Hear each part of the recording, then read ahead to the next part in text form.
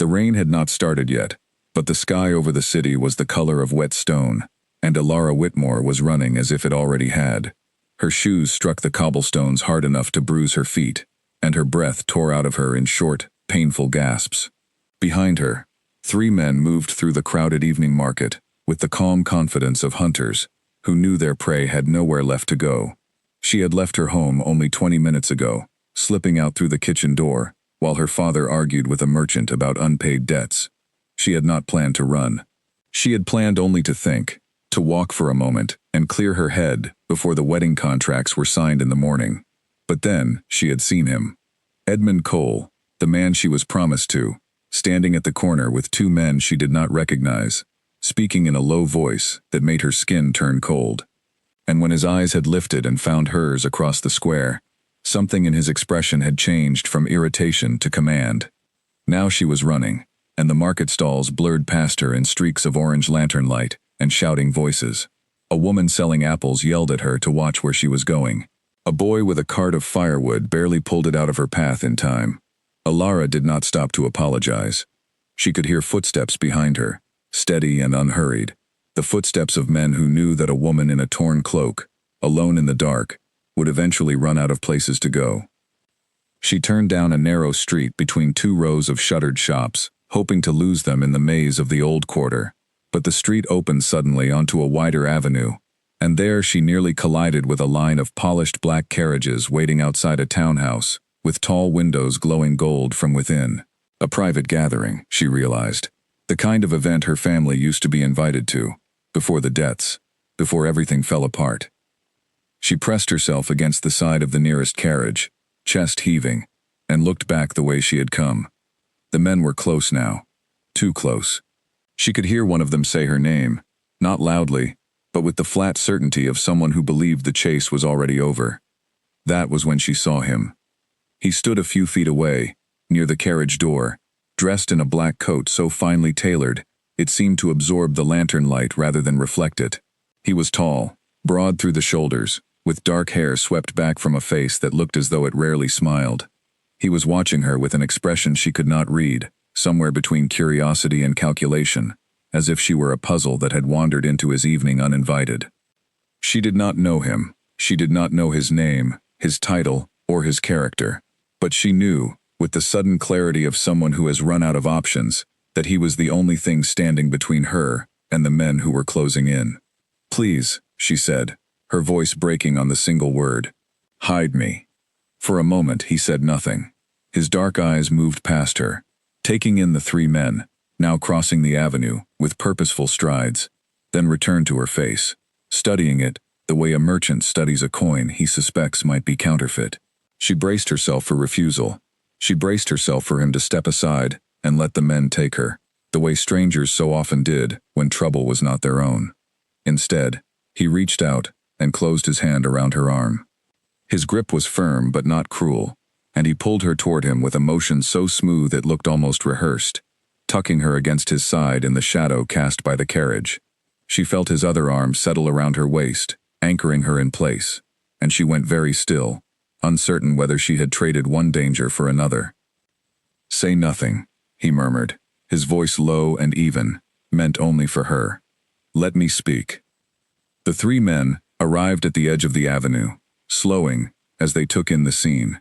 A well-dressed gentleman, with a woman held close against him, the picture of a couple stepping out for the evening. Edmund Cole was not among them, she realized with a small measure of relief, but the tallest of the 3, a broad man, with a scar along his jaw, approached with the wary confidence of someone used to getting what he came for. "Evening," the scarred man said, his eyes flicking to Alara. "We're looking for a young woman, ran off from her family, might have come this way." The stranger holding her did not so much as tense. "Plenty of young women in this city," he said, his tone bored, almost dismissive. "You'll have to be more specific." "Brown hair, blue dress," answers to Alara. "I'm afraid the only woman answering to me tonight is my companion," the stranger said, and there was something in the way he said it, a faint edge of warning beneath the calm, that made the scarred man's eyes narrow. "And she is not lost. She is precisely where she means to be." The man studied them both for a long moment. Alara kept her gaze low, her heart hammering so loudly she was certain it could be heard across the avenue. She felt the stranger's hand tighten slightly at her waist, a silent instruction to remain still, to trust him, though she had no reason yet to do so. "My apologies," the scarred man said finally, though his voice carried no real apology in it. "Wrong woman, it seems." He turned and gestured to his companions, and the three of them moved off down the avenue, back toward the market, their pace unhurried, in a way that told Ilara they were not entirely convinced, only unwilling to press the matter in front of a gentleman who was, by every visible sign, a man of consequence.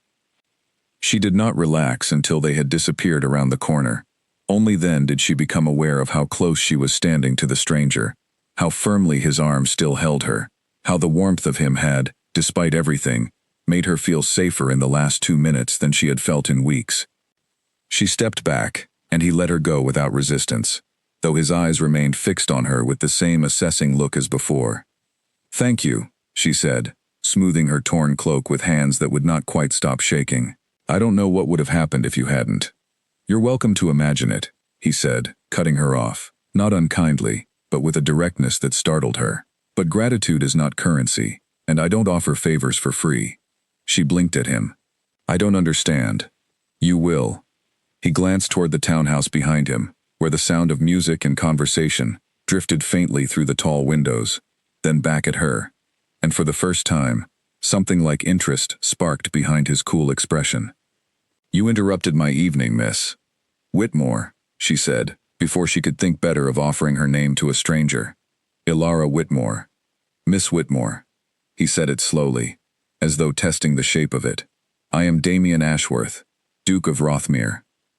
The name struck her like a splash of cold water. She had heard it before, whispered in the same breath as words like ruthless and untouchable.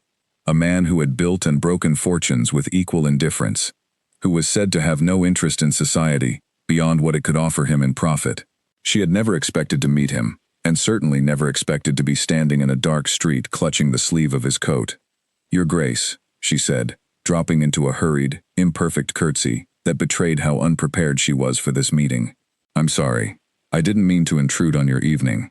I'll go now, and I won't trouble you again." "You misunderstand me," he said, and something in his voice made her go still. "I did not say you could go." She stared at him. "I beg your pardon?" "Those men will not stop looking simply because they lost sight of you for an hour," he said, his tone matter of fact, as though he were discussing the weather rather than her life. "They will return to wherever you were meant to be. They will report that you evaded them, and whoever sent them will send more, or come himself. You need somewhere to disappear to. I happen to have use for a woman who can disappear convincingly." "Use," she repeated, unease creeping into her voice. "I have a problem, Miss Whitmore, and you have just demonstrated a talent for finding shelter with strangers under pressure." A faint, humorless smile touched his mouth. "I find that useful." "I don't want to be useful to anyone," she said, more sharply than she intended. "I only wanted to be left alone." An admirable wish. Unfortunately, the world rarely grants it to people in your position. He studied her again, and this time, there was no cruelty in it, only a kind of calculation she found almost more unsettling than menace would have been. "You asked me to hide you. I did. That is not a small thing, whatever you might believe about my character, and I intend to be paid for it." "I have nothing to pay you with," she said. "You can see that plainly enough. I'm not interested in money." He stepped closer, and though he did not touch her this time, the nearness of him made her breath catch in a way she did not fully understand. "I am interested in a particular kind of performance. You will come with me tonight, to my home, where you will be safe from the men who are hunting you. And in exchange, you will help me solve a problem of my own. A problem that requires a woman on my arm who is clever enough to lie convincingly and desperate enough to keep my secrets. You want me to lie for you. I want you to survive," he said. "The lying is simply the price of admission." She looked past him, down the avenue where the three men had vanished, and then toward the market, where more danger waited, in the shape of a man she had once believed she might learn to love, before she had understood what kind of man he truly was. She thought of her father's unpaid debts, of the wedding contracts waiting to be signed in the morning, of the life that had been arranged for her without her consent, piece by piece, until there was no path left that belonged to her alone. And she thought of the way this stranger's arm had felt around her, solid and certain, in the one moment tonight when she had not been entirely alone. "What is it you want me to do?" she asked. He did not answer right away. Instead, he studied her face for a long moment, as though weighing how much truth she could bear to hear, before she changed her mind and ran again. Somewhere behind him, the door of the townhouse opened, spilling golden light and laughter into the street, and a pair of guests descended the steps, calling out greetings to people Alara did not know. "Not here," he said finally. "Get in the carriage." She hesitated, one hand still pressed to the fabric of her torn cloak, painfully aware of how strange her situation had become in the space of a single hour. An hour ago, she had been a frightened woman, running from an arranged marriage she despised. Now she stood on the edge of a decision that felt, somehow, even larger, and far more dangerous, though she could not yet say why. "Why should I trust you?" she asked. "I don't know you at all." "You don't," he agreed. "But you know the men who were chasing you, and you ran from them regardless." Trust is not always about certainty, Miss Whitmore. Sometimes it is simply about choosing the danger you understand least. It was not a comforting answer. It was, she realized, an honest one, and there was something in his bluntness that steadied her more than a kinder lie would have. She looked once more toward the market, toward the life she had been trying to escape, and then back at the carriage door he held open, and at the man waiting beside it with an expression that offered no promises beyond the ones he had already made. "If I come with you," she said slowly, "what happens to me tomorrow, when your problem is solved?" "That depends on how well you play your part," he said, "and on whether you turn out to be worth the trouble you've already caused me." It was not the answer she wanted, but behind her, in the direction of the market, she thought she heard a voice she recognized, calling her name into the dark, and the sound of it decided the matter for her more completely than any promise the Duke could have made. She climbed into the carriage. He followed her in without a word, closing the door behind him with a quiet, final click that seemed to seal off the world she had known until tonight. The carriage lurched into motion, wheels clattering over cobblestones, carrying her away from the market, away from Edmund Cole and his men, away from the wedding that was supposed to happen in the morning, and toward a future she could not yet see the shape of. Across from her, Damien Ashworth settled back against the velvet seat and regarded her with the same unreadable expression he had worn since the moment she first grabbed his sleeve. "You are shaking," he observed, not unkindly. "I have had a difficult evening," she said, and to her own surprise, a small, exhausted laugh escaped her, half disbelief and half relief. "You will have a difficult month," he said, "but if you do exactly as I say, you may come out the other side of it, with more than you had when you started." "And if I don't do as you say?" His eyes met hers in the dim light of the carriage lantern, steady and unblinking. "Then I imagine those men will find you eventually, and I will have wasted a perfectly good evening for nothing." She did not know, in that moment, whether to be afraid of him or grateful to him, and the uncertainty of it settled over her like a second cloak, as the carriage carried them both deeper into the dark, unfamiliar streets of a city that no longer felt like home. Outside the window, the lights of the market faded behind them, replaced by the quiet, tree-lined roads that led toward the wealthier edges of the city, where the townhouses grew larger and the gates grew taller, and somewhere among them, she knew, waited the house that would decide the next chapter of her life, whether she was ready for it or not. She glanced at the Duke once more, at the sharp lines of his face lit faintly by the passing street lamps, and wondered, with a shiver that had nothing to do with the cold night air, exactly what kind of price he intended her to pay. The carriage rolled to a stop before a set of iron gates, so tall they seemed to swallow the moonlight, and beyond them stood a house that looked less like a home and more like a fortress, built to keep the world out. Alara pressed her palm flat against the cold glass of the window and stared up at the dark stone walls, the rows of shuttered windows, the single lit lamp burning above the front door, like a warning rather than a welcome. "This is where you live," she said, not quite a question. "This is where I conduct my business," Damien said, stepping down from the carriage and offering his hand to help her out, a courtesy she had not expected from a man who had spoken to her so plainly in the street. Whether it counts as living is a matter of some debate.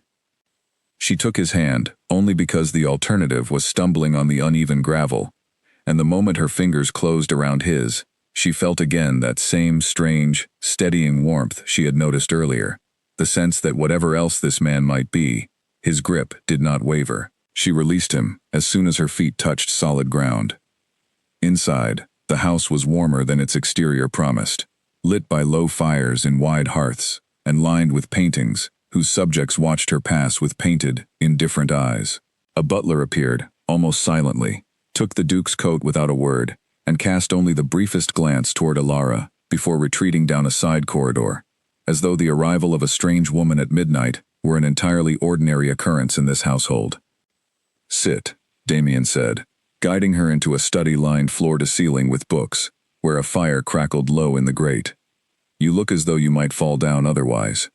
She sat, more out of exhaustion than obedience, and watched as he poured 2 glasses of something amber-colored from a crystal decanter, offering one to her, before taking the chair opposite. She did not drink. Her hands were still trembling too much to trust holding anything without spilling it. "You said you have a problem," she said, when the silence had stretched long enough to feel unbearable. "I would like to know what it is before I agree to anything further." "Fair enough." He set his glass down on the small table between them, and studied her for a long moment, the firelight carving harsh shadows beneath his cheekbones. "My family's estate is not what it once was. My father spent freely and planned poorly, and when he died, he left behind more debts than land. I have spent the last 3 years rebuilding what he destroyed, and I am closer than anyone believes. But there is one obstacle remaining." "What obstacle?" "A merchant family by the name of Ashcombe controls the trade routes I need to secure my finances for the next decade. Lord Gideon Ashcombe has made it clear that he will only agree to the arrangement if I am, in his words, a man of settled character, a married man, or one soon to be married. He does not trust bachelors with his fortune. He believes them reckless." Alara frowned. "So you need a wife." "I need the appearance of one," Damien corrected. "Long enough to secure the agreement and convince Lord Ashcombe that I am precisely the sort of stable, respectable man he wishes to do business with. After that, the engagement can end however you like." "Broken off, called a misunderstanding. Whatever story serves us both. I am not asking you to marry me, Miss Whitmore. I am asking you to help me convince one difficult old man that I already have. And in exchange, you protect me from the men who are hunting me." "Precisely." She turned the idea over in her mind, searching for the trap she was certain must be hidden somewhere inside it. Men like the Duke did not offer shelter out of kindness. She had learned that lesson from Edmund Cole, who had once seemed charming too, before she understood the true cost of everything he gave her. "Why me?" she asked. "You could have chosen any woman in that ballroom tonight. Why choose a stranger who ran into you on the street?" "Because any woman in that ballroom would want something from me, beyond protection," he said. "A title, a fortune, a permanent claim on my name. You, Miss Whitmore, want only to disappear. That makes you far less dangerous than the alternative." There was a strange kind of honesty in that answer, blunt enough to sting, and yet she found she preferred it to flattery. At least she knew, more or less, where she stood with him. "And if Lord Ashcombe discovers the truth," she asked, "that we are not truly engaged at all?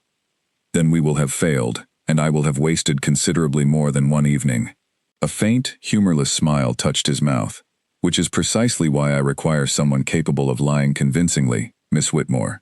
I saw how well you did it tonight, in the street, with those men. You did not flinch. You did not look away. That is a rarer skill than you might imagine." She thought of the scarred man's eyes on her, of the way her heart had hammered while her face remained still, and she supposed he was right, though it gave her little comfort to know it. "There is something you should understand," she said quietly. "The men who were chasing me tonight were sent by Edmund Cole, my betrothed. Tomorrow morning, our families were to sign the contracts that would bind me to him for the rest of my life. If I do not return, he will not simply let the matter rest. He is not the kind of man who accepts losing quietly." Something shifted behind Damien's eyes at the mention of the name, a flicker of recognition that Alara did not fully understand. "Edmund Cole," he repeated slowly. "I know the name. He has been buying up small debts across the city for the better part of a year, quietly, through men who do not put his name on the paperwork. I did not know he had turned his attention to arranged marriages as well." "You know him?" "I know of him. Damien said, and I know enough to say that a man who collects debts the way he does is not a man who releases what he believes belongs to him. If he sent those men tonight, he will send more. Possibly people I would rather not have circling my house, drawing attention to matters I would prefer to keep private. Then perhaps I am more trouble than I am worth, she said, half hoping he would agree, half dreading it, uncertain which outcome frightened her more. Perhaps, he said. Or perhaps a woman fleeing a man like Edmund Cole is exactly the kind of story that makes our engagement more convincing. Society loves a rescue, Miss Whitmore, provided it is dressed up prettily enough.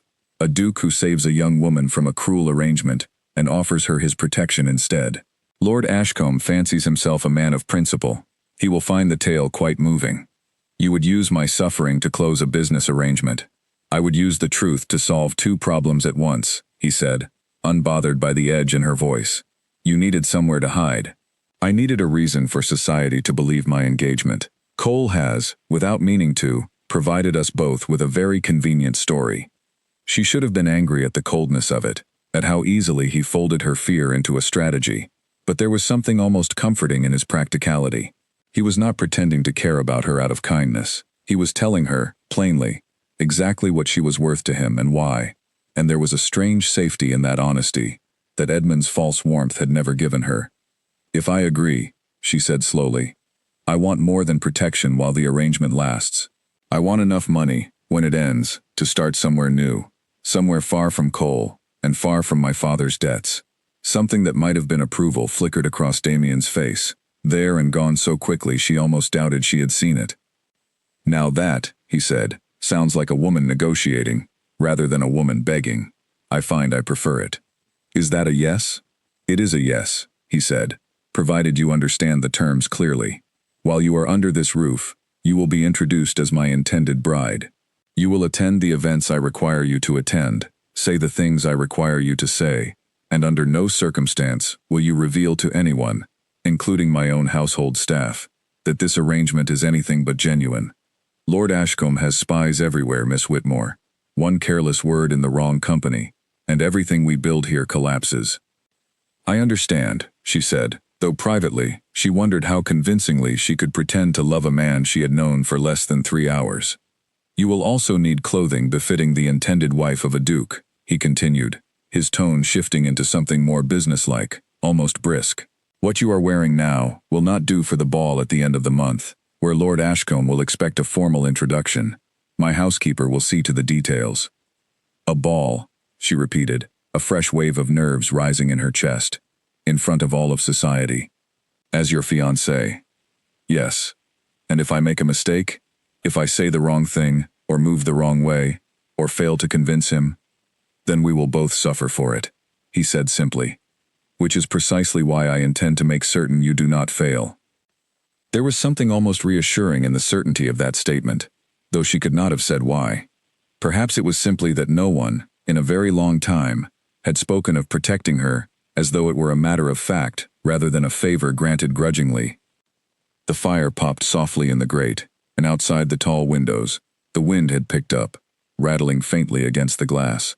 Elara realized, with a strange, distant sort of shock, that she had agreed to become engaged to a duke she had met only hours ago, in exchange for a safety she was not yet certain she believed in. There is one more thing, Damien said, as she rose to follow the housekeeper who had appeared silently in the doorway, to show her to a room for the night. You called me a stranger, in the street, when you asked for my help. You were a stranger, she said. You still are. Perhaps, he said, but strangers do not usually go to this much trouble for someone they intend to forget by morning. His eyes held hers for a moment longer than necessary, something unreadable moving behind them. Sleep well, Miss Whitmore. Tomorrow, your education begins. She did not sleep well. Long after the housekeeper had shown her to a room far grander than any she had known in her father's house, and long after the candles had burned low and the fire had faded to embers, she lay awake, staring at the unfamiliar ceiling, turning over the events of the night in her mind. She thought of Edmund Cole's men in the market, of the scarred man's voice calling her name, of the Duke's arm closing around her waist in the shadow of the carriage, and of the strange, unsettling comfort she had felt in that single, unguarded moment. She did not know yet what kind of man Damien Ashworth truly was, beneath the coldness and the calculation. She did not know whether the bargain she had struck tonight would save her, or simply trade one danger for another, more elegant one. But as the first gray light of morning began to creep through the curtains, she understood, with a certainty that surprised her, that there was no going back now. The wedding contracts with Edmund Cole would go unsigned. Her old life, whatever remained of it, was already behind her. Ahead of her lay a role she had never rehearsed, in a house she did not yet understand, beside a man whose price for saving her had turned out to be far more complicated and far more consuming than she had ever imagined it could be. Morning arrived at Rothmere Estate with a brisk efficiency that left Alara little time to dwell on the fear that had kept her awake half the night. A young maid with red hair and a quick, nervous smile knocked on her door not long after sunrise, introducing herself as Alice, before helping her dress in a plain gray gown that, while far simpler than anything she imagined a duke's household might offer, still fit better than most of what she had owned before. "Mrs. Pemberton wants to see you in the east parlor," Alice said, tucking a loose strand of Ilara's hair back into place with practiced fingers. "She runs the house, miss. Everything and everyone in it. Best not to keep her waiting."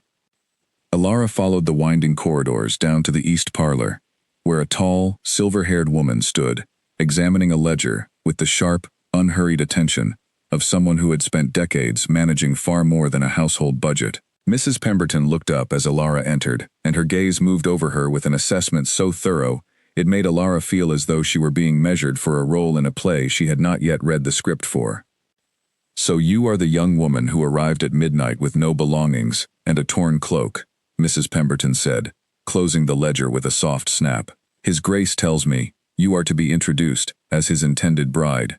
"That is correct," Ilara said, doing her best to keep her voice steady. "Then we have a great deal of work to do, and very little time to do it in." Mrs. Pemberton circled her slowly, taking in the details of her posture, her hands, the way she stood. "A duchess does not slouch, Miss Whitmore, nor does she wring her hands when she is nervous, which I can see you are doing right now." Ilara forced her fingers to still, and Mrs. Pemberton gave a short nod of approval, as though a single correction proved she might be a suitable student after all. Over the following days, Ilara's world narrowed into a strange, exhausting rhythm of lessons and fittings.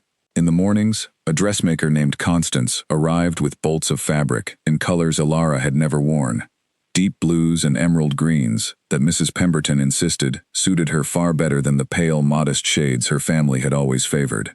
In the afternoons, Mrs. Pemberton drilled her on the names and histories of the great families of society, on which topics were acceptable at dinner and which were not, on how to hold a fan, how to enter a room, how to make the smallest possible curtsy without appearing rude. "You will be watched closely," Mrs. Pemberton told her, on the third afternoon, as Ilara practiced walking the length of the gallery with a book balanced on her head, a lesson she found faintly ridiculous, but did not dare say so aloud. "Lord Ashcombe is not a fool, whatever his Grace may think of him. He will send people to observe you before the ball, servants who gossip in kitchens, acquaintances who ask careless questions at tea. Everything you say and do will be reported back to him, and if he finds even a single thread out of place, the whole tapestry unravels." "And if it unravels," Ilara said, "what happens to the man who wove it?" Mrs. Pemberton's expression flickered, something almost sad passing behind her sharp eyes, before it vanished again. "That is not my story to tell, Miss Whitmore.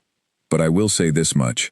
His Grace has worked harder than anyone in this house understands, to save what his father nearly destroyed. If you care nothing for him, at least care enough about the task to see it done properly." Ilara did not know, in that moment, whether Mrs. Pemberton's words were meant as a warning or a plea, but she took them seriously all the same, and threw herself into her lessons with an intensity that surprised even her. She saw little of Damien himself during those first days. He left the estate early each morning, dressed for meetings she was not invited to, and returned late in the evening, often disappearing into his study with papers under his arm and instructions that he not be disturbed. On the rare occasions their paths crossed in the hallway, he offered only brief, businesslike acknowledgments, as though the closeness of that first night in the carriage had been an aberration he intended not to repeat. It was not until the end of the first week that circumstances forced them into each other's company, for longer than a passing greeting. Ilara had been summoned to the formal dining room for what Mrs. Pemberton called a rehearsal dinner, a small, private meal meant to test whether she could hold a conversation as a duke's intended bride without embarrassing either of them. She arrived to find Damien already seated at the head of the long table, a single candle burning between them, the rest of the vast room swallowed in shadow. "Sit," he said, gesturing to the chair at his right hand, rather than the far end of the table, a small deviation from formality that she noticed but did not comment on. She sat, smoothing the deep blue gown Constance had finished only that morning, painfully aware of how closely he was watching her. "Mrs. Pemberton tells me you have made considerable progress," he said, as a servant set the first course before them. "She is a demanding teacher. She is the reason this household has not fallen apart entirely in the last 3 years," he said, and something in his tone, some flicker of genuine gratitude, made her look at him more closely than she had before. "She has been with my family since before I was born. She was here the night my father died. She has earned the right to be demanding." "Was it very bad?" Ilara asked, before she could stop herself. "Losing your father and the estate all at once?" His expression closed like a door swinging shut, and for a moment she thought he would refuse to answer at all. "It was what it was," he said finally. "I do not find it useful to dwell on what cannot be changed. I prefer to look forward, toward what can still be built." "That sounds like a very lonely way to live." "It is an effective way to live," he corrected. "Loneliness is a small price, Miss Whitmore, compared to the alternative." "And what is the alternative?" He was quiet for a long moment, turning his glass slowly between his fingers, watching the candlelight catch and scatter through the dark liquid inside it. "Trusting people who do not deserve it," he said at last, "and losing more than an estate when they prove unworthy of that trust." There was a weight behind the words that told her this was not simply a philosophy he had adopted out of practicality, but a wound he carried, old and carefully hidden beneath layers of composure. She did not press further, sensing instinctively that he had already revealed more than he intended to, but she found herself thinking about it long after the meal had ended, wondering what, or who, had taught a man to guard himself so completely. The rehearsal dinner continued in careful, measured conversation, testing her ability to discuss the weather, the state of trade in the eastern ports, the health of various relations she had memorized but never met.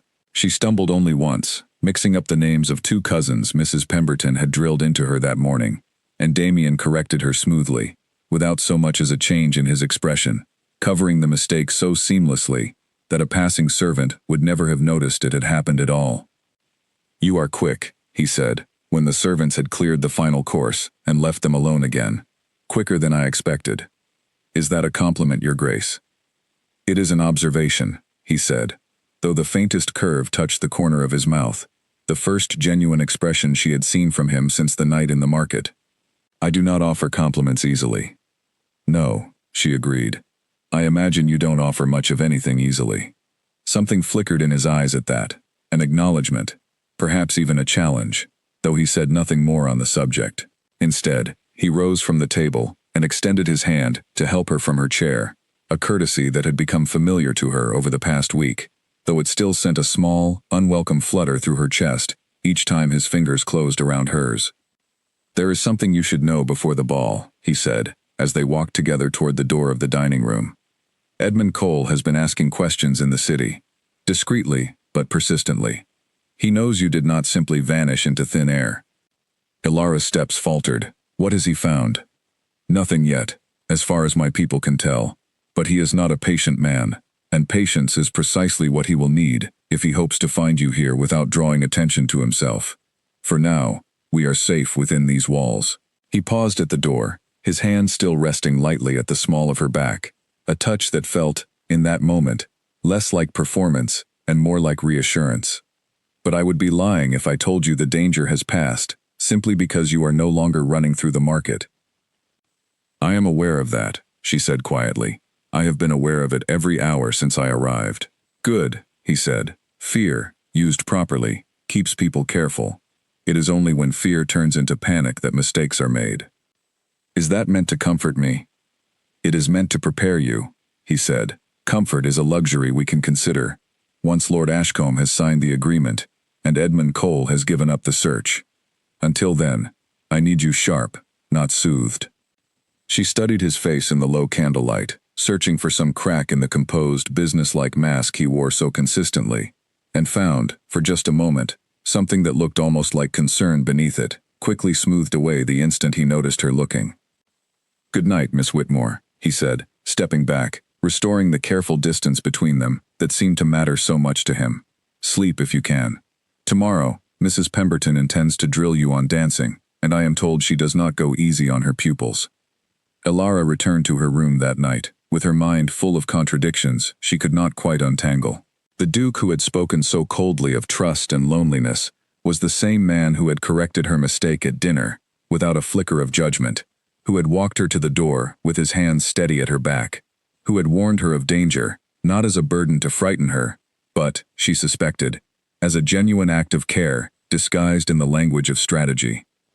She did not know yet whether the man beneath the armor was worth trusting, but she found, as she lay awake that night, listening to the wind move through the old trees outside her window, that she wanted very much to find out. The days that followed passed in a blur of lessons and fittings, the looming date of the ball drawing closer with every sunrise.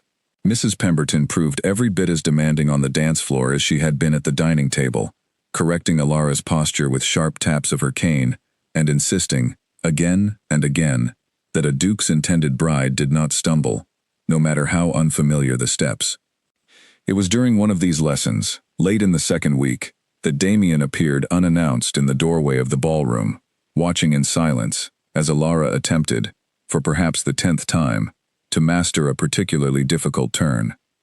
"You are counting under your breath," he observed, when Mrs. Pemberton finally called a pause to rest. "It helps," Elara admitted, slightly out of breath. "I am not accustomed to dancing in front of an audience." "You will not have the luxury of counting at the ball," he said, crossing the room toward her, with an ease that made the vast, echoing space feel suddenly smaller. "Lord Ashcombe will be watching every moment we spend together. If you hesitate, he will notice." "Then perhaps you should partner me yourself," Mrs. Pemberton suggested dryly, from the corner where she stood supervising, "rather than critiquing from a distance, Your Grace." Something unreadable passed over Damien's face, and for a moment, Elara thought he might refuse. Instead, he extended his hand toward her, the same steady, certain grip she remembered from that first night in the shadow of the carriage. "Very well," he said. "Let us see if you dance as convincingly as you lie." She placed her hand in his, and the moment the music began again, something shifted between them, some unspoken understanding that had nothing to do with counted steps or rehearsed smiles. His hand settled at her waist with the same firm certainty she remembered, and though the touch was entirely proper, entirely within the bounds of a formal dance, it sent a warmth through her that she could not entirely account for. "You are still counting," he murmured, as they turned together across the floor. "I am trying not to," she admitted. "Then stop trying, and simply follow me." His eyes held hers, dark and unreadable, but not unkind. "I promise not to let you fall." She did not know, in that moment, whether he meant the words only for the dance, or for something larger, something neither of them had yet found the courage to name. But as the music swelled around them, and her feet found the rhythm without conscious thought, she allowed herself, just for a few stolen minutes, to believe that perhaps this strange, dangerous bargain might yet become something worth trusting after all. The night of the ball arrived faster than Elara felt prepared for, announced by the sound of carriages assembling in the courtyard, and the low murmur of servants moving through the house with practiced urgency. Constance arrived at dawn with the finished gown, a deep sapphire silk that shimmered like water when it caught the light, and by the time Alice finished arranging her hair, Elara barely recognized the reflection staring back at her from the tall mirror in her room. "You look every inch a duchess, miss," Alice said softly, fastening a small string of pearls at Elara's throat. "Borrowed," she explained, "from the family collection with His Grace's permission. Nobody would guess you weren't born to it." Elara studied her reflection a moment longer, searching for some trace of the frightened woman who had fled through the market 3 weeks earlier, and found instead a stranger, dressed in silk and confidence she did not fully feel. She smoothed the fabric of her skirt with hands that trembled only slightly, and reminded herself, as Mrs. Pemberton had drilled into her 100 times, that fear used properly kept a person careful. Damien was waiting for her at the base of the grand staircase when she descended, dressed in a dark coat that made him look, if possible, even more formidable than usual. He watched her approach with an expression she could not quite read, something caught between appraisal and surprise, and for a moment neither of them spoke. "You look well," he said finally, offering his arm. "Mrs. Pemberton would say that is a very small compliment for a great deal of effort," Alara said, taking his arm and feeling, despite herself, a small thrill at the warmth of him beneath the fine fabric of his coat. "Mrs. Pemberton is rarely wrong," he admitted, a faint, almost genuine smile touching his mouth before it disappeared beneath the composed mask he wore for the world. "You look extraordinary, Miss Whitmore. Better?" "Much," she said, and found herself smiling, despite the nerves twisting in her stomach. The ballroom, when they entered it, was a blaze of candlelight and color, filled with the low hum of conversation and the bright, restless energy of society, gathered to see and be seen. Heads turned as they crossed the threshold, whispers rippling outward in slow, deliberate waves, and Alara felt the weight of 100 curious eyes settle on her at once. "Steady," Damien murmured, his hand tightening briefly at her waist. "They are only people, Miss Whitmore, remember that. People who could destroy everything we have built with a single unkind word," she murmured back. "Then give them nothing unkind to say." They moved through the crowd together, Damien introducing her to a stream of names she recognized from Mrs. Pemberton's endless lessons, faces she had memorized from portraits and descriptions, until they felt almost familiar despite having never met them before tonight. She answered questions about her family with careful, rehearsed half-truths, deflected inquiries about the wedding date with a practiced, mysterious smile that Mrs. Pemberton had taught her specifically for this purpose, and felt, with each passing conversation, a small measure of confidence returning to her. It was nearly an hour into the evening when Lord Gideon Ashcombe finally approached them, a tall, silver-haired man with sharp eyes that missed nothing, his gaze moving over Alara with the same careful assessment Mrs. Pemberton had warned her to expect. "Your Grace," Lord Ashcombe said, inclining his head toward Damien, before turning his full attention to Alara, "and this must be the young woman I have heard so much about. Miss Alara Whitmore," Damien said smoothly, "my intended bride." "A pleasure," Lord Ashcombe said, though his tone carried the polite skepticism of a man who trusted very little at face value. "I confess, Your Grace, I had begun to wonder whether you intended to marry at all. You have avoided the institution rather thoroughly these past several years." "I had not yet found reason to reconsider," Damien said, "until Miss Whitmore." Lord Ashcombe's sharp eyes settled on Alara once more. "And where does your family hail from, Miss Whitmore? I do not believe I have had the pleasure of meeting them." Alara felt her pulse quicken, but she kept her expression calm, exactly as Mrs. Pemberton had taught her. "My family keeps to itself, my lord. We have never much cared for the attentions of society. An unusual trait in a family whose daughter is set to become a duchess." "Perhaps that is precisely why I find her so refreshing," Damien said, his tone smooth and unbothered, though Alara could feel the faint tension in the arm still linked with hers. "Miss Whitmore has no interest in the games so many of society's daughters are trained to play. She says what she means, and means what she says. I find that a rare and valuable quality." Something in Lord Ashcombe's expression softened, just slightly, at that answer, though his scrutiny did not fully ease. "A rare quality indeed," he agreed. "Very well. I will admit, I came here tonight, expecting to find another convenient arrangement dressed up in fine silk. I am pleasantly surprised to find something that looks, at least, a little more genuine." "I assure you, my lord," Damien said, "it is entirely genuine." Alara forced herself to smile, though the weight of the lie sat heavily in her chest, and she wondered, not for the first time that evening, how easily the words seemed to come to him, how naturally he wore the mask of a man in love when she suspected, deep down, that he had not allowed himself to feel such a thing in a very long time. Lord Ashcombe excused himself shortly after, promising to send word regarding the trade agreement within the week, and as he disappeared back into the crowd, Alara felt the tension in Damien's arm finally ease. "That went well," she said quietly. "Better than well," he replied, though his eyes remained fixed on the crowd, scanning it with a wariness she did not fully understand until she followed his gaze and saw, standing near the entrance of the ballroom, a face she recognized instantly and had hoped never to see again. Edmund Cole stood near the doorway, dressed in fine evening clothes that did nothing to soften the cold, possessive fury in his eyes as he stared across the room at her.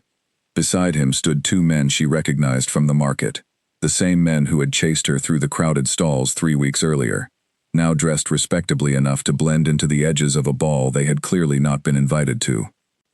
"He found me," Alara whispered, her hand tightening involuntarily on Damien's arm. "Stay calm," Damien said, his voice low and steady, though she felt the sudden shift in him, a coiled tension replacing the easy confidence of a moment before. "He cannot make a scene here without exposing himself as the man who has been threatening a young woman under a duke's protection. That would ruin him far more thoroughly than it would ruin us. He does not strike me as a man who cares much for ruin. Then we will simply have to remind him of the consequences." Damien guided her smoothly across the room, angling their path so that they approached Edmund directly, rather than allowing him to corner them in a quieter corner of the ballroom. Better to face him now, in front of witnesses, than to let him choose the moment himself. Edmund's expression shifted as they approached, fury sliding beneath a thin, brittle mask of civility, as he offered a stiff bow. "Your Grace," he said, his voice tight with barely restrained anger, "I did not expect to see you here tonight, or your companion." "Mr. Cole," Damien said, his tone perfectly pleasant, perfectly cold, "I understand you have been asking a great many questions about my intended bride these past weeks." Edmund's eyes flicked to Alara, and something dark and possessive moved behind them, a look that made her skin crawl even now, safe as she stood beside Damien. "Miss Whitmore and I have unfinished business, Your Grace. Business her family agreed to, before she saw fit to vanish without a word. Miss Whitmore is no longer bound by any agreement her family made, without her consent," Damien said, his voice never rising, never wavering, though the steel beneath it was unmistakable. "She is under my protection now, Mr. Cole, and I would advise you to consider very carefully what it might cost you to challenge that protection in front of half the city's most influential families." "Is that a threat, Your Grace?" "It is a fact," Damien said. "You are welcome to test it, if you believe your fortune can survive the scrutiny that would follow." For a long, tense moment, Edmund said nothing, his jaw working, as he visibly weighed the cost of pressing the matter further against the crowd of witnesses watching. With growing interest, the tension unfolding near the edge of the dance floor. Finally, with a stiff, furious bow, he stepped back. "This is not finished," he said quietly, his eyes fixed on Alara with a promise that made her stomach twist. "You will remember, Miss Whitmore, that arrangements made in good faith are not so easily broken." He turned and disappeared into the crowd, his two companions following close behind, and Alara let out a breath she had not realized she was holding. "He will not simply let this go," she said, once he was out of earshot. "No," Damien agreed. "He will not. But he will think twice before making a public scene again, and that buys us time we did not have an hour ago." He looked down at her, something unfamiliar softening the sharp lines of his face. "You handled that well, better than I expected." "I did not do anything," she said. "You handled all of it. You stood beside me without flinching," he said. "That is not nothing, Miss Whitmore. Most people, faced with a man like Cole, would have looked away, or trembled, or given the game away entirely. You did neither." She looked up at him, at the firelight of the chandeliers catching in his dark eyes, and felt, for the first time since the night they met, something that was not fear, not calculation, not the careful performance of an arranged bargain, but something warmer, and far more dangerous, settling quietly in her chest. "Perhaps," she said softly, "I have simply grown accustomed to trusting the wrong sort of man to protect me." "Then let us hope," he said, his voice low, meant only for her, "that this time, your trust is not so misplaced." The music shifted into a slow, sweeping waltz, and without quite deciding to, they moved together onto the floor, his hand finding her waist with the same certainty it always did, her hand settling against his shoulder, as though it had always belonged there. Around them, the ballroom spun in a blur of candlelight and color, But for the length of that single dance, Ilara found she could think of nothing at all, except the steady warmth of the man holding her, and the strange, unfamiliar hope that had begun, quietly and against every instinct she had, to take root inside her. The carriage ride home from the ball was quiet, filled only with the rhythmic clatter of wheels against cobblestone and the occasional flicker of passing street lamps, illuminating Damien's face in brief, golden flashes. Ilara sat across from him, still wrapped in the sapphire silk of her gown, her mind replaying every moment of the evening, from Lord Ashcomb's careful scrutiny, to the cold fury in Edmund's eyes, to the strange, weightless feeling of dancing in Damien's arms, while the rest of the room fell away. "You are quiet," Damien observed, breaking the silence as the carriage turned onto the long, tree-lined road leading back to the estate. "I am thinking," she said. "About Cole?" "About all of it," she admitted. "Lord Ashcombe, Cole. The way you spoke to him, so calm, as though none of it frightened you at all." "It frightened me," Damien said, and something in his admission startled her. The honesty of it, unexpected from a man who guarded his words so carefully. "I simply did not allow it to show. There is a difference, Miss Whitmore, between fearlessness and the discipline not to let fear control your face." "Where did you learn such discipline?"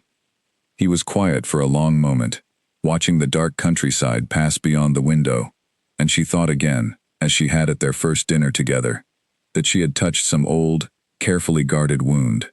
"My father taught me, in a manner of speaking," he said finally, "though not intentionally. I watched him lose everything, piece by piece, because he could never master his own emotions long enough to make a clear decision. He gambled when he was anxious. He spent when he was proud. He trusted people simply because trusting them felt good in the moment, and every single time, that trust cost him more than he could afford to lose."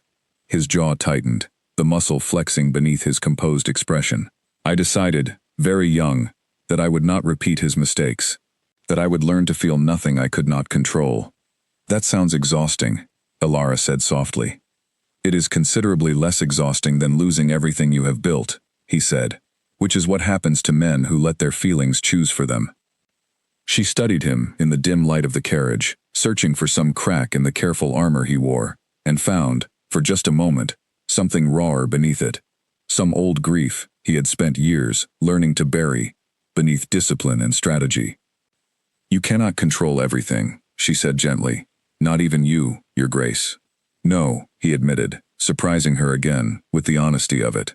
"Not everything, but I can control enough to keep from repeating my father's mistakes. That has to be sufficient." They arrived back at the estate a short while later, and rather than retreating immediately to her room, as she had every other night since arriving, Ilara found herself following Damien into the study, drawn by some instinct she did not fully understand, some reluctance to let the fragile openness between them close again so soon. He did not object to her presence, only poured 2 glasses of the same amber liquid from their first night together, and handed one to her without a word. This time, she accepted it, taking a small, careful sip that burned pleasantly on its way down. "Lord Ashcombe seemed convinced," she said, settling into the chair across from him near the low fire. "Do you think he will honor the agreement?" "I believe so," Damien said. "He is a careful man, but not an unreasonable one. If he believed what he saw tonight, he will send word within the week."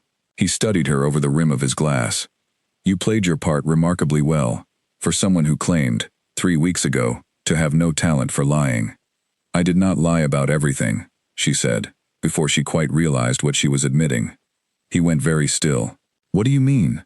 She hesitated, unsure how much of the truth she was ready to give voice to, but the fire crackled softly in the silence, and something about the late hour, the wine, the exhaustion of the evening, loosened whatever careful restraint had kept her from saying it before.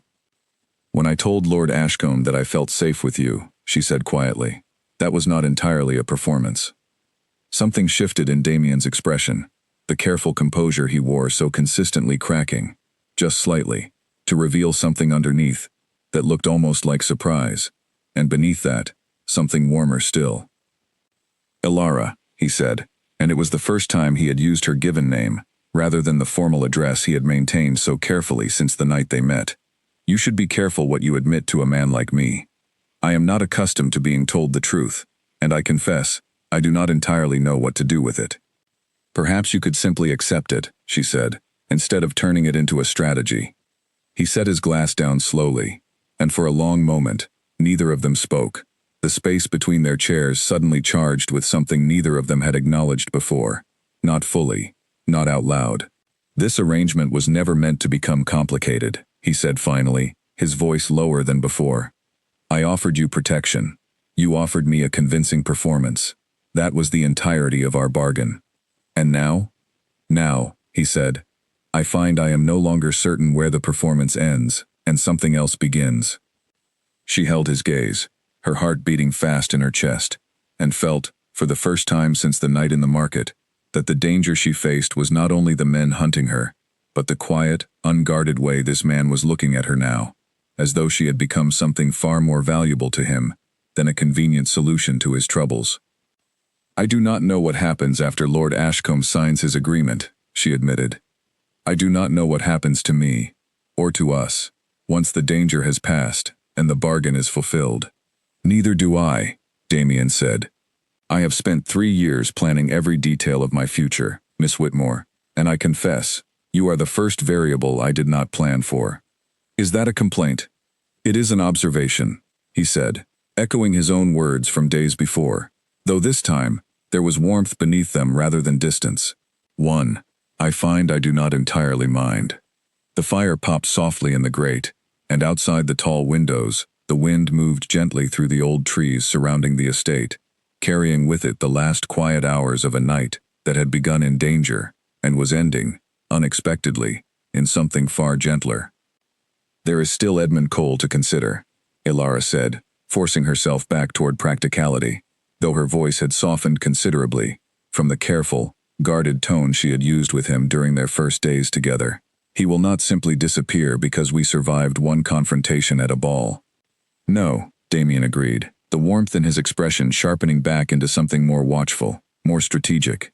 He will not. Men like Cole do not release what they believe belongs to them without a fight. We should expect him to act again soon, and more carefully than he did tonight. What do we do? We continue as we have been, Damien said. Careful, prepared, and together. Whatever else is true between us, Miss Whitmore, I do not intend to let that man take you from this house, while there is breath left in me to prevent it. The certainty in his voice sent a shiver through her that had nothing to do with fear, and she found herself, despite every instinct honed by weeks of careful self-protection, leaning slightly closer to him, across the small space between their chairs. Thank you, she said softly, for tonight, for all of it. Do not thank me yet, he said, though his voice had lost its earlier edge, replaced by something quieter, more sincere. The hardest part of this bargain may still lie ahead of us. She did not know, in that moment, whether he meant Edmund Cole or Lord Ashcombe, or the strange, unspoken thing growing steadily between them despite every careful rule they had set for themselves. But as she rose to retire for the night and felt his eyes follow her to the door, she understood, with a clarity that both thrilled and frightened her, that whatever this bargain had begun as, it had already become something far more complicated and far more precious than either of them had intended. 3 days after the ball, Mrs. Pemberton found Ilara in the library, curled into a window seat with a book she had not truly been reading, her mind wandering instead through the memory of firelight and quiet confessions in the study. The older woman closed the door softly behind her and crossed the room with an expression Ilara had not seen before, something careful and deliberate, as though she had come to deliver news she was not certain how to phrase. You asked me once, Mrs. Pemberton said, settling into the chair opposite, whether it was very bad, losing his father and the estate all at once. I told you it was not my story to tell. I find, now, that I have changed my mind. Ilara set her book aside, giving the housekeeper her full attention. You do not have to tell me anything you are not comfortable sharing. I believe you should understand him a little better, Mrs. Pemberton said, if you are to continue playing this part convincingly. And I believe, though he would never admit it, that he trusts you more than he has trusted anyone in a very long time. That trust deserves context. She folded her hands in her lap, gathering herself before she continued. 5 years ago, before his father passed, His Grace was engaged to a young woman named Victoria Langford, beautiful, clever, from a good family, though not a wealthy one. He loved her, Miss Whitmore, more completely than I have ever seen him love anything since. He spoke of her as though the sun rose simply to please her. What happened? His father's debts became known publicly, a full year before his death, when a creditor grew impatient and spoke carelessly at a dinner party. Within a month, Victoria's family had broken the engagement. She married a wealthy merchant's son instead, a man with considerably less charm and considerably more money. Mrs. Pemberton's expression tightened with old, protective anger. She did not even have the courage to tell him herself. He learned of it from a newspaper announcement, the same way the rest of society did. Alara felt something twist painfully in her chest, imagining the young man beneath the careful armor she had come to know, discovering in a printed column that the woman he loved had chosen a fortune over him. He changed after that, Mrs. Pemberton continued, quietly, at first. He threw himself into rebuilding what his father had broken. But somewhere along the way, the warmth simply stopped showing on the surface. He decided, I believe, that warmth had cost him too much, and that he would rather be respected than loved, if respect was the only currency that could not be stolen from him. That is a terribly lonely conclusion to reach. It is, Mrs. Pemberton agreed, which is why I tell you this now, Miss Whitmore, because I have watched this house for a great many years, and I have never once seen him look at anyone the way he looked at you on the dance floor 3 nights ago. Whatever bargain the two of you struck in that carriage, I do not believe it remains only a bargain to him anymore. Alara did not know how to answer, her heart aching with a tenderness she had not expected to feel for a man who had, only weeks ago, been a cold stranger offering her shelter at a price. She thought of his words in the study, the careful admission that he no longer knew where the performance ended and something else began, and understood now, with painful clarity, exactly how much courage that small confession must have cost him. Thank you for telling me, she said quietly. Do not waste it, Mrs. Pemberton said, rising from her chair, with the brisk efficiency that governed everything she did. A man like his grace does not open that door twice, Miss Whitmore. If you care for him even a fraction as much as I suspect you do not let fear close it again. She left the room as quietly as she had entered, and Alara sat alone for a long while afterward, the book forgotten beside her, turning over everything she had just learned. She thought of Damien's cold reputation, the whispers she had heard about him even before their paths crossed, the ruthlessness society claimed defined him, and understood now that the coldness was not the whole truth, only the scar left behind by a wound that had never properly healed. Her private reflection was interrupted, that evening, by news far less gentle. Alice arrived at her door just before dinner, her usually cheerful face pale and troubled, carrying with her a folded newspaper she held out with visibly shaking hands. You should see this, miss, Alice said, before his grace does, if you can manage it. Alara took the paper and unfolded it, her stomach dropping as her eyes found the small, cruel headline near the bottom of the society column.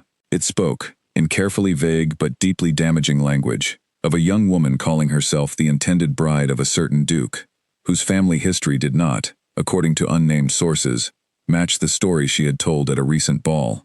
It hinted at broken agreements, at debts left unpaid, at a woman who had fled one engagement only to manufacture another for the sake of protection and fortune. There was no name printed directly, but Alara knew, with sickening certainty, exactly who had planted the story, and exactly what he intended it to accomplish. Cole, she said, the paper trembling slightly in her hands. It does not name you directly, miss, Alice said, though her tone offered little real comfort. But anyone who was at that ball, anyone who saw you with his grace, will know exactly who it means. Alara found Damien in his study a short while later, the newspaper already open on his desk, his expression carved from stone as he read it for what was clearly not the first time. You have seen it, she said quietly, from the doorway. I have, he said, not looking up. Cole is cleverer than I gave him credit for. He has said nothing that could be proven false, and nothing specific enough to be challenged outright. He has simply planted a doubt, and left society to nurture it themselves. What does this mean for Lord Ashcombe's agreement? It means we no longer have the luxury of a slow, careful courtship, Damien said, finally looking up at her, his eyes sharp with a controlled, calculating anger she had not seen from him before. Ashcombe will read this within the day, if he has not already. He will want reassurance, and quickly, or he will begin to wonder whether he has attached his fortune to a scandal rather than a stable arrangement. We attend Ashcombe's dinner tomorrow evening, as planned, and we give him no reason whatsoever to doubt us, Damien said. And separately, I intend to find out precisely how Cole obtained enough detail about your family to write something so carefully damaging. You believe he has a source, someone close to us. I believe a man like Cole does not waste effort inventing lies from nothing, Damien said grimly. He works from fragments of truth, twisted just enough to serve his purpose. Someone gave him those fragments, Ilara. Either someone from your former life, or someone closer to this house than either of us would like to imagine. The thought settled over her like a cold weight. The comfortable, fragile trust she had begun building within these walls, suddenly shadowed by the possibility of betrayal from within. She thought of Alice's kind, nervous smile, of Mrs. Pemberton's careful confession only hours earlier, of the small handful of servants who moved quietly through the halls of Rothmere Estate each day, any one of whom might, for reasons she could not yet guess, be feeding information to the very man she had run from in the first place. I do not want to believe that, she said quietly, not after everything this house has done for me. Neither do I, Damien admitted, but we cannot afford the comfort of assuming loyalty where we have not yet confirmed it, not with Cole circling, and not with Ashcombe's agreement hanging on the thinnest of threads. He rose from his desk and crossed the room to stand before her, his earlier anger softening into something quieter, more resolved. Whatever happens tomorrow, whatever Cole attempts next, I need you to trust me, he said, not as a performance for Ashcombe's benefit, but truly. Can you do that? She thought of Mrs. Pemberton's warning, of the courage it must have cost this careful, guarded man to ask her such a question directly, and found, despite the fear coiling tight in her chest, that her answer came easily. Yes, she said, I trust you. Something in his expression eased at that, a tension she had not fully realized he was carrying, releasing, just slightly, from his shoulders. He reached out and took her hand, his fingers closing around hers with the same steady certainty she had felt on their very first night together, in the shadow of a stranger's carriage. Then let us face tomorrow together, he said. Whatever Cole intends, and whoever has betrayed us, we will find them, and we will end this, once and for all. Outside the study windows, the evening had deepened into full darkness, and somewhere beyond the estate's tall iron gates, Ilara knew, Edmund Cole was already planning his next move, patient and merciless, as he had always been. But standing there, her hand held firmly in Damien's, she found she was no longer facing that danger alone, and for the first time since she had run through the crowded market weeks ago, that knowledge felt like more than simple comfort. It felt, quietly and unmistakably, like the beginning of something she had never expected to find again. The dinner at Lord Ashcombe's residence the following evening proved every bit as delicate as Damien had predicted. Ilara sat through 3 courses of careful conversation, aware of Lord Ashcombe's sharp eyes returning again and again to her face, searching, she suspected, for some crack in the composed exterior she had worked so hard to maintain. She answered his questions steadily, laughed at the appropriate moments, and allowed Damien's hand to rest at the small of her back whenever the conversation grew tense. A silent reassurance that steadied her more than she wanted to admit. By the end of the evening, Lord Ashcombe seemed, if not entirely convinced, at least willing to reserve judgment, promising again to send word regarding the trade agreement once he had consulted further with his advisors. It was not the resounding success of the ball, but it was, Damien assured her on the carriage ride home, enough to keep their fragile arrangement alive a little longer. The reprieve did not last. 2 days later, a letter arrived at Rothmere Estate, addressed directly to Ilara, delivered not through the front door, but slipped beneath the servants' entrance sometime in the night, discovered by a kitchen maid, who brought it to Mrs. Pemberton, with visible unease. Mrs. Pemberton, in turn, brought it directly to Ilara's room, her expression grim. This was left for you, Miss Whitmore, she said. Whoever delivered it did not wish to be seen doing so.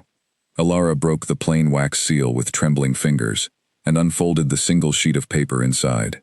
The handwriting was precise, controlled, unmistakably Edmund's. The letter was brief and devastating in its precision, It reminded her, in cold, formal language, that her father's debts remained unpaid, and that Edmund himself now held the majority of them, purchased quietly, over the preceding months, from creditors, eager to be rid of the burden. It reminded her that her father faced imprisonment should those debts go unsettled, and that only her return and the completion of their original marriage contract would see them forgiven. She had, the letter informed her, exactly 1 week to make her decision, or he would ensure both her father's ruin and the public exposure of every unflattering detail he had gathered about her flight from their engagement. Details that would destroy not only her reputation, but the credibility of the Duke foolish enough to have sheltered her. Alara read the letter twice, her hands growing colder with each line, and then sat very still on the edge of her bed, the paper trembling slightly in her grip. "Miss Whitmore?" Mrs. Pemberton's voice carried real concern now. "What does it say?" "My father," Alara said quietly. "Cole holds his debts. If I do not return to him within the week, he will see my father imprisoned, and he will destroy whatever remains of my reputation, along with his graces, in the process." Mrs. Pemberton's expression darkened. "You must show this to his grace immediately." "No," Alara said, surprising herself with the sudden certainty in her own voice. "I cannot ask him to bear the weight of this. He has already given me shelter, protection, more than I had any right to expect from a stranger. I will not let my father's debts, my own foolish engagement, become another burden he carries." "And what do you intend to do instead?" Mrs. Pemberton asked, though something in her tone suggested she already suspected the answer, and did not like it. "I will leave," Alara said, quietly, "before the week is out. I will find some way to settle with Cole myself, and his Grace's household will be free of the danger I have brought to it." "That is a foolish plan, Miss Whitmore, and I believe you know it. It is the only plan that does not risk everything Damien has spent years rebuilding," Alara said. "Lord Ashcomb's agreement, this household, his reputation. I will not let a scandal of my making cost him what his father's mistakes nearly did." Mrs. Pemberton studied her for a long moment, something complicated moving behind her sharp eyes, and then, without another word, turned and left the room, her silence more troubling than any argument could have been. Alara spent the following 2 days in careful, quiet preparation, gathering what few belongings she had acquired during her time at Rothmere Estate, working out in her mind the details of where she might go, how she might survive without the protection she had grown, against every intention, to rely upon. She avoided Damien as much as she could without arousing suspicion, terrified that a single unguarded conversation might reveal her plans, or worse, might weaken her resolve to leave at all. It was on the 3rd night, as she slipped quietly toward the servants' entrance, with a small satchel of belongings clutched tightly in her hand, that a familiar voice stopped her cold in the darkened corridor. "Going somewhere, Miss Whitmore?" She turned to find Damien standing in the shadow of the hallway, his expression unreadable, though something dangerous flickered behind his dark eyes. "I was going to explain everything in a letter," she said, her voice unsteady. "I did not want to burden you with a scene." "A letter," he repeated flatly. "You intended to disappear in the middle of the night and leave me a letter. Damien, please. Cole holds my father's debts. If I do not return to him, my father will face imprisonment, and Cole will destroy your reputation along with mine, out of spite alone. I cannot let that happen, not after everything you have already risked for me." "So your solution," Damien said, his voice tightening with barely controlled anger, "is to walk directly back into the hands of a man who chased you through a marketplace, threatened your family, and has spent weeks trying to destroy everything we have built together. It is the only solution that protects you." "I did not ask to be protected," he said, closing the distance between them in 3 swift strides, his hand closing gently but firmly around her wrist, stopping her from taking another step toward the door. "I asked you to trust me. 2 nights ago, in my study, you told me you did. Was that a lie as well?" "It was not a lie," she said, tears rising unexpectedly in her eyes. "But I cannot let you sacrifice everything you have rebuilt for the sake of a bargain that was never meant to become this complicated." "It stopped being a bargain weeks ago," Damien said, his voice softening, even as his grip on her wrist remained firm, unwilling to let her go. "You know that as well as I do.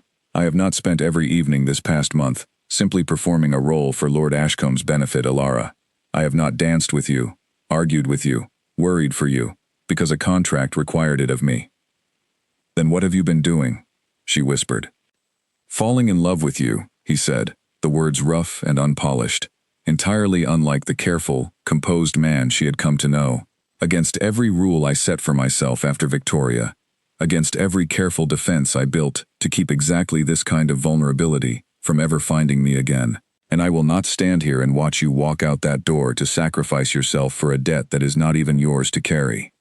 Alara stood frozen, the satchel slipping from her fingers to the floor, her heart pounding so loudly she was certain he must be able to hear it in the silence that followed his confession. You cannot simply solve this with money, she said finally, her voice thick with emotion. Cole does not want my father's debts settled, he wants me. My return is the price he has set, and no amount of coin will change that. Then we will find another way, Damien said, together. But I will not let you face him alone, and I will not let you believe, even for a moment, that your safety is a burden I resent carrying.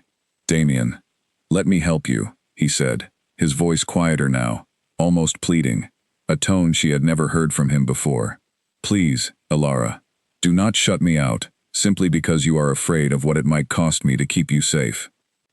She looked up at him, at the raw vulnerability written openly across his face for the first time since they had met, and felt every careful argument she had built for leaving crumble beneath the weight of his honesty. I am frightened, she admitted quietly, not only of Cole, of this, of how much I have come to need you in such a short time. Then let us be frightened together, he said, drawing her gently against him, his arms closing around her, with a tenderness that felt entirely different from the careful, strategic embrace he had offered her that first night in the shadow of a stranger's carriage. I would rather face every danger Cole intends to throw at us than spend another moment wondering where you have disappeared to. She rested her head against his chest, listening to the steady, unhurried rhythm of his heartbeat, and felt, for the first time since the letter had arrived, that perhaps she did not have to solve this danger entirely alone. We will find a way to stop him, Damien murmured into her hair. Together, I promise you that. Outside, the wind moved softly through the dark trees surrounding the estate, carrying with it the distant, uneasy sense that the week Edmund Cole had given them was already beginning to run out, and that whatever answer they found would have to come quickly, before his patience and his cruelty ran out entirely as well. The next morning, Damien gathered the household staff in the great hall, an unusual event that sent a ripple of uneasy whispers through the servants as they assembled in a loose semicircle before him. Alara stood at his side, watching each face carefully, searching for some flicker of guilt or unease that might reveal the source of the leak that had given Edmund Cole enough detail to write his damaging column in the society pages. Someone in this household, Damien said, his voice carrying easily across the silent hall, has been sharing private details of this family's affairs with a man named Edmund Cole. I do not intend to guess at motives.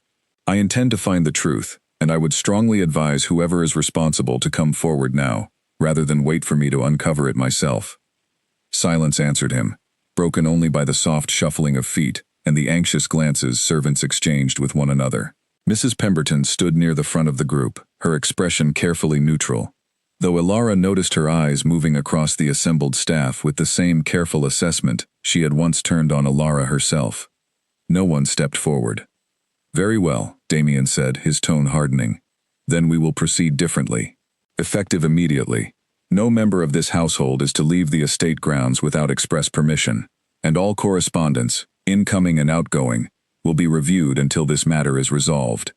I take no pleasure in these restrictions, but I will not allow this house to remain a source of danger to Miss Whitmore, or to myself. The staff dispersed slowly, murmuring among themselves, and Alara found herself watching one figure in particular as he retreated toward the servants' quarters. A young footman named Simon, who had joined the household only a few months before her own arrival, and whose expression, unlike the others, had not carried simple unease, but something closer to fear. She mentioned it quietly to Damien later that afternoon, and he agreed to have the young man watched discreetly over the following days, though nothing immediately suspicious emerged. Simon performed his duties as expected, avoided drawing attention to himself, and gave no outward sign of the guilt Ilara suspected she had glimpsed in that brief, unguarded moment in the great hall. It was Alice, 3 days later, who finally uncovered the truth. She came to Ilara's room late in the evening, her usually cheerful face pale and troubled, closing the door softly behind her before speaking. "I found something, miss," she said, her voice barely above a whisper. "In Simon's quarters. I was fetching linens, and I saw a folded note tucked beneath his mattress. I should not have looked, but something told me to, and miss, I am glad I did, because it frightened me terribly." "What did it say?" Alice produced the folded paper from beneath her apron, her hands trembling slightly as she passed it over. Ilara unfolded it carefully and read, her stomach twisting with each line. It was written in the same precise hand as the letter Edmund had sent her days before, instructing Simon to continue reporting any details of the household's private conversations, particularly anything concerning Miss Whitmore's history or her relationship with the Duke, in exchange for a sum of money that would, the letter promised, more than cover whatever debts had driven the young footman to accept such an arrangement in the first place. "He is being paid," Ilara said quietly. "Cole is paying him for information. What will you do, miss?" "I will show this to His Grace immediately," Ilara said, rising quickly from her chair. "Thank you, Alice. You may have just saved us both a great deal of danger." She found Damien in his study, as she so often did in the evenings now, and watched his expression darken into cold, controlled fury as he read the note she placed before him. "Simon," he said quietly, the name spoken like a curse.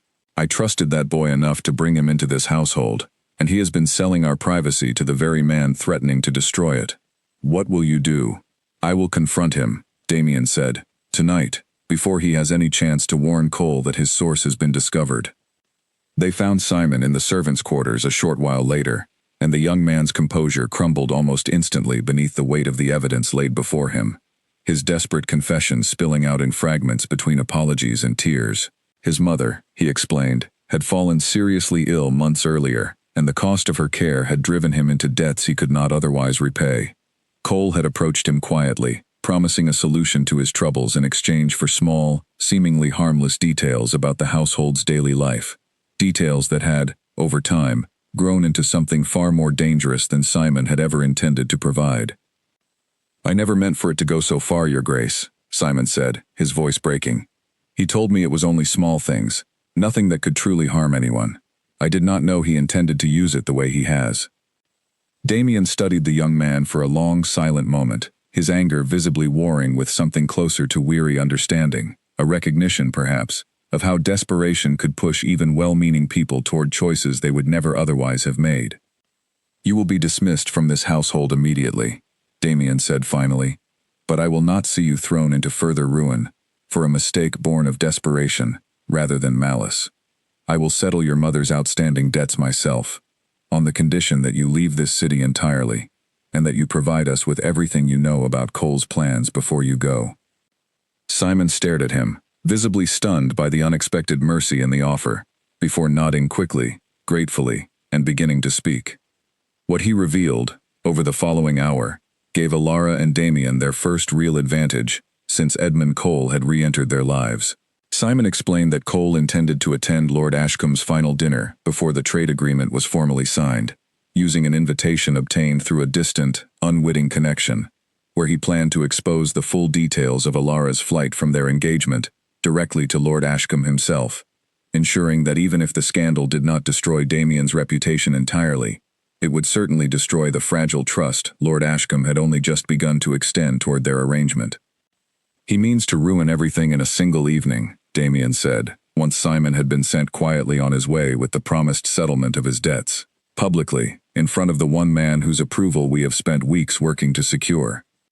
"Then we must be prepared for him," Ilara said, "and we must ensure that whatever he says, we have already given Lord Ashcombe reason to doubt him, rather than us."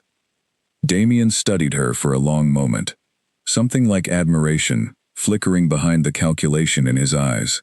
"You are thinking like a strategist, Miss Whitmore. I have had a very thorough teacher," she said, and for the first time in days, a small, genuine smile touched her lips.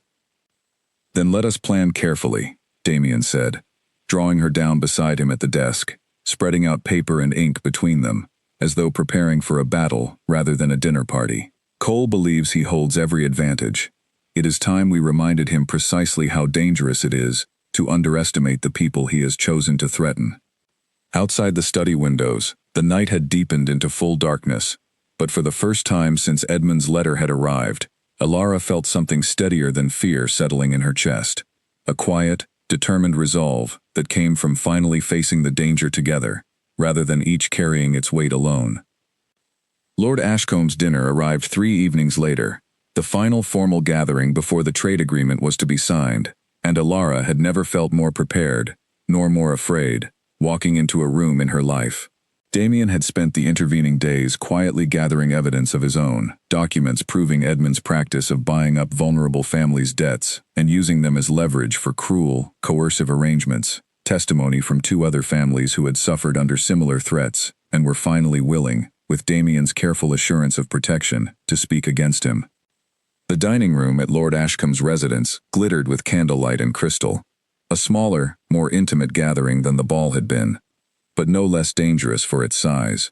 Alara took her seat beside Damien, with her spine straight and her expression carefully composed, exactly as Mrs. Pemberton had trained her, though her heart hammered beneath the calm surface she presented to the room.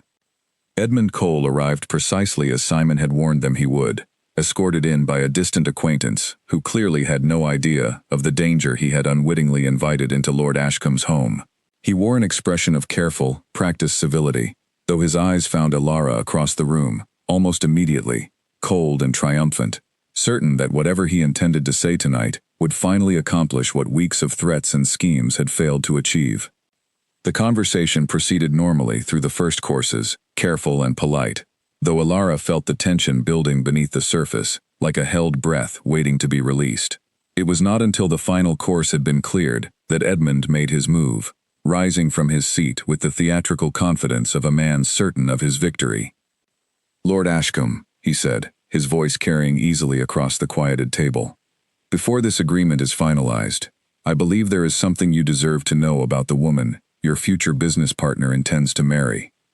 Silence fell across the table, every eye turning toward him, and Alara felt Damien's hand find hers beneath the tablecloth, steady and reassuring.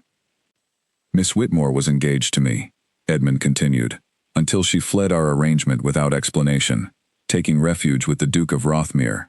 Under circumstances I believe you would find considerably less romantic than the story you have been told. Her family carries significant debts I hold personally, and I have reason to believe this entire engagement was constructed for the sole purpose of protecting her from the consequences of her own family's failures, rather than any genuine affection between the 2 of them." Lord Ashcomb's sharp eyes moved slowly between Edmund and the couple seated across from him, his expression giving away nothing of what he truly believed. "That is a serious accusation, Mr. Cole," Lord Ashcombe said finally. "I trust you have evidence to support it, rather than simply the wounded pride of a man whose engagement did not survive his own reputation." Edmund's confidence flickered, just slightly, at the unexpected pushback. "I have witnesses who can attest to my dealings with Miss Whitmore's family, my lord." "How convenient," Damien said, rising smoothly from his own seat, his voice calm and controlled, despite the tension coiled visibly beneath it. "Then perhaps, Mr. Cole, you would care to explain to Lord Ashcombe precisely how you came to hold Miss Whitmore's family's debts in the first place, and what methods you employed to acquire them." Something shifted in Edmund's expression, uncertainty creeping into the corners of his carefully maintained composure. "I purchased them fairly, as any businessman might," he said. "Did you?" Damien said, and at his signal, a servant stepped forward, delivering a folder of documents directly into Lord Ashcombe's hands. "Because I have here sworn testimony from 2 other families in this city, families whose debts you also purchased, describing a pattern of coercion remarkably similar to the one you attempted against Miss Whitmore.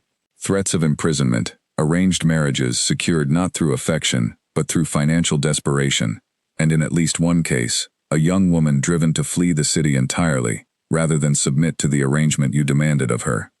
Lord Ashcombe opened the folder, his sharp eyes scanning the documents within with growing, visible displeasure.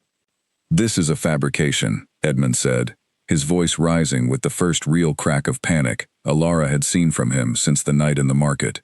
"You cannot simply produce documents and expect Lord Ashcombe to believe." "I do not expect him to believe documents alone," Damien interrupted. "Which is why I have also arranged for the families in question to speak with him personally, at his convenience, whenever he wishes to verify the truth of what I have described." He turned to face Edmund fully, his expression cold and unyielding. "You built your fortune on the desperation of families who had no power to refuse you, Mr. Cole. I imagine Lord Ashcombe, whatever else may be said of him, is not a man who wishes to see his own name associated with such practices, even indirectly." Lord Ashcombe closed the folder slowly, his gaze settling on Edmund with an expression that had shifted, unmistakably, from cautious curiosity to open disapproval. "I came here tonight prepared to hear an accusation against this young woman's character," Lord Ashcombe said. "I did not expect to instead uncover evidence of a scheme far more troubling than anything you claimed against her. I believe, Mr. Cole, that this conversation has reached its natural conclusion." "My lord, I assure you." "You may assure me nothing further," Lord Ashcombe said, his voice hardening into something final. "I will be reviewing these documents personally, and I expect I will find considerably more reason to distance myself from your dealings than from the Duke's engagement, whatever its origins may have been." He gestured toward the door with quiet, unmistakable authority. "I believe it is time for you to leave, Mr. Cole." Edmund's composure finally shattered entirely, fury replacing the careful civility he had maintained throughout the evening. His eyes found Alara one final time, dark with a bitterness that made her skin crawl even now, safe as she was beside Damien. "This is not over," he said quietly, though the words carried none of the confident menace they once had, only the hollow threat of a man who had already lost. "I believe it is," Damien said, his voice steady and final. "You have nothing left to threaten us with, Mr. Cole, and considerably more to lose should you attempt it. I would advise you to consider very carefully what remains of your reputation before you make another mistake." Edmund left the dining room without another word, his footsteps echoing sharply against the polished floor, and the silence that followed his departure felt, to Alara, like the first true breath of freedom she had drawn since the night she fled through the crowded market weeks earlier. Lord Ashcombe turned to them once the door had closed, his expression softening into something almost apologetic. "I owe you both an apology," he said. "I should have looked more carefully into the man's claims before allowing him into my home at all." "You owe us nothing, my lord," Damien said. "You were cautious, and caution is a quality I respect a great deal more than blind trust." "Regardless," Lord Ashcombe said, "I believe our agreement can proceed without further delay. And Miss Whitmore." He turned to her directly, something warm and genuine finally softening his sharp, assessing gaze. "Whatever the origins of your engagement, I have rarely seen two people defend each other so fiercely. I do not believe that particular quality can be manufactured, whatever else might be." Alara felt Damien's hand tighten gently around hers beneath the table, and though neither of them spoke, she understood, in that quiet, unspoken moment, that the danger which had shadowed them since the night they met had finally, truly begun to lift. They left Lord Ashcombe's residence a short while later, the cool night air a welcome relief after the tension of the evening, and as they settled into the carriage for the ride home, Damien turned to her with an expression she had never seen on his face before, something unguarded and entirely without calculation. "It is done," he said quietly. "Cole has lost his leverage, his reputation, and whatever hold he believed he still held over you. You are free of him, Alara, truly free, for the first time since I met you." "We are free of him," she corrected softly. "It was never only my burden to carry. Not since that first night in the market." He reached out and gently brushed a strand of hair from her face, his touch tender, in a way that had nothing to do with performance or strategy. "No," he agreed. "I do not suppose it ever was." In the weeks that followed, life at Rothmere Estate settled into a rhythm Alara had never dared to imagine for herself during those frightened, breathless days of running through the market. Word arrived that Edmund Cole had quietly left the city entirely, his reputation too damaged by Lord Ashcombe's disapproval and the testimony of his other victims to continue his business dealings with any success. Her father, freed at last from the crushing weight of debts Edmund had once controlled, sent a letter full of cautious gratitude and a request, gently phrased, to see her again when she felt ready. Lord Ashcombe's trade agreement was formally signed within the month, securing the future of Rothmere Estate for years to come. And with the immediate danger and urgency of their bargain finally resolved, Ilara found herself facing a question she had not allowed herself to consider fully until now. What happened next, once the performance was no longer required? She found Damien in the garden one quiet afternoon, standing beneath the old oak tree near the edge of the property, watching the late sunlight filter gold through its branches. He turned as she approached, and something in his expression, open and slightly uncertain in a way she had rarely seen from him, told her that he had been waiting for this conversation as much as she had been dreading it. "The agreement is signed," she said, coming to stand beside him. "Cole is gone. My father is safe. I believe our bargain has been fulfilled, Your Grace." "I believe it has," he agreed quietly. "Then I suppose it is time we discussed what happens now," she said, her voice steadier than she felt. "You are no longer obligated to shelter me, and I am no longer obligated to play the role of your intended bride." "No," he said. "You are not obligated to do either of those things." She waited, her heart pounding, for him to say more. But he simply looked at her, his dark eyes searching her face with a quiet intensity that made it difficult to breathe.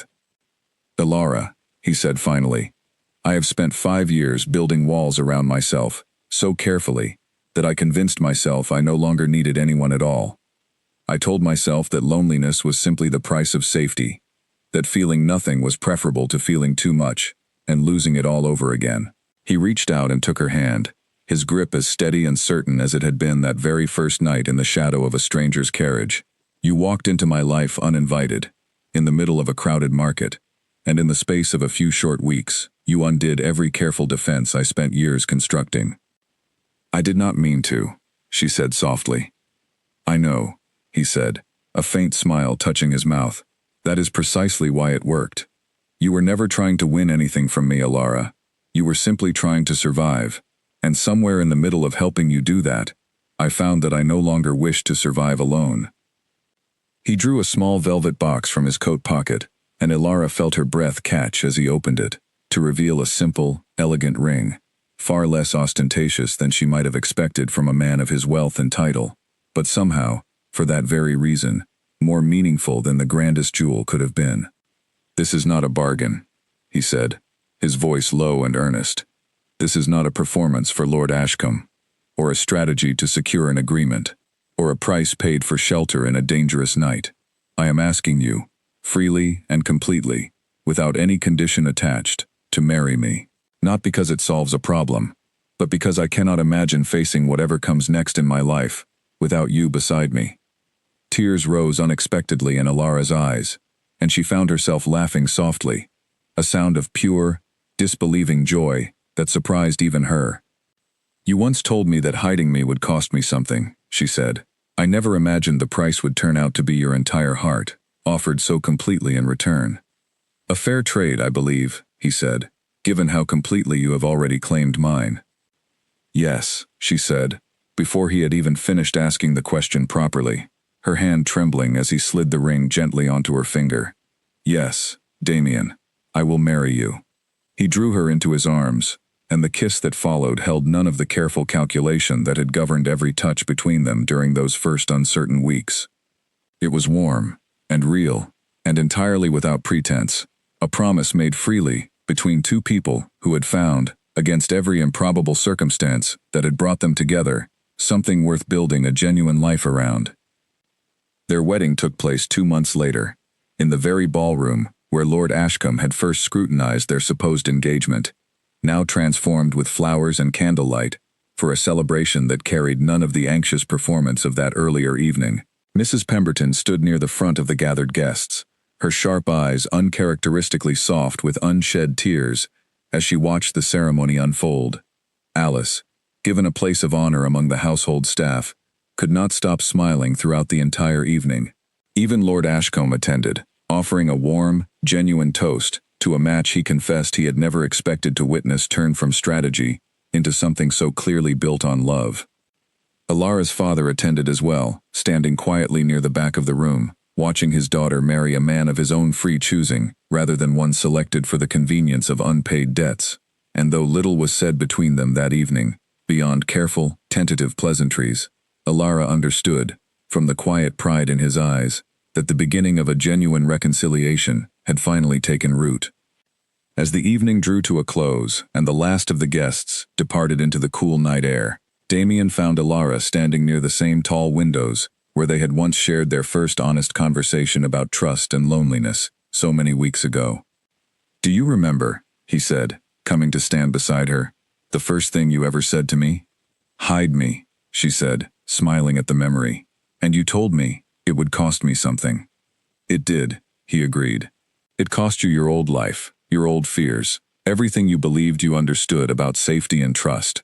But I believe, looking back, it was rather a fair exchange." "And what did it cost you?" she asked softly. He considered the question for a long moment, his eyes moving over her face with a warmth that had nothing left to hide behind. "Every wall I built to keep myself from feeling exactly what I feel for you right now," he said. "I do not believe I have ever paid a debt more willingly, Alara."